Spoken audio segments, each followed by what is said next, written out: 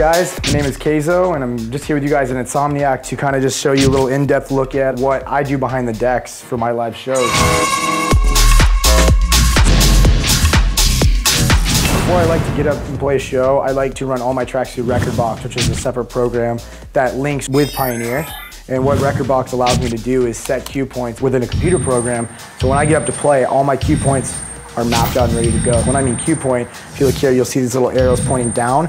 If I hit this cue loop call button right here, left or right, it'll let me go to different parts of the track. And as you can see, the waveform jumps to a place where either I've set a cue point to do some sort of outro technique or an intro to another song. And for me, when I set cue points, it's usually to start a song and end a song. I had to teach myself how to DJ, not coming from like a free format background. Rekordbox was a really nice tool for me to be able to be more creative in terms of building from one track into another track, double dropping things, having two tracks play on top of each other and be kind of cool. There's something called auto cue here that's really important to have in the back of your brain when setting up for a set. Sometimes, if I click this button here, you'll see auto cue is off now. I click the time mode button right here.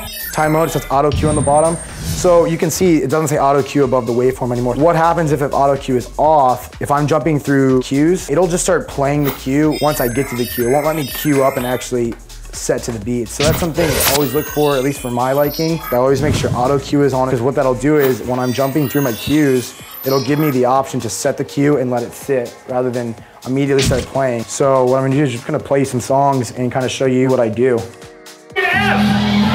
So what I have here is I have a breakdown from one track. It's gonna jump into another track. So I have a cue point set for the build of this track. So when it hits my cue point here, I know I wanna mix in. Usually I'll mix in between 8 to 16 bar increments. Pretty quick transitions, nothing that's too dragged out.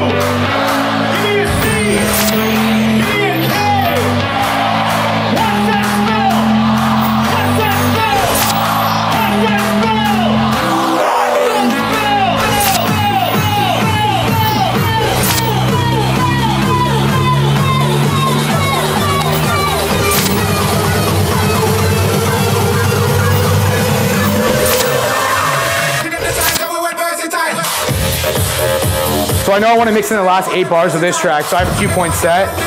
Just from DJing things at my house long enough, I know perfect areas where to mix tracks in terms of going from one drop into a new breakdown. I know usually I'll mix between 8 to 16 bars. So usually I like to set 8 bars, just very quick, keeps me on my toes. Thanks for hanging out with me today. My name's Kayzo, and you guys can follow me on Facebook, Twitter, SoundCloud, all under Kayzo Music. Hit me up with anything.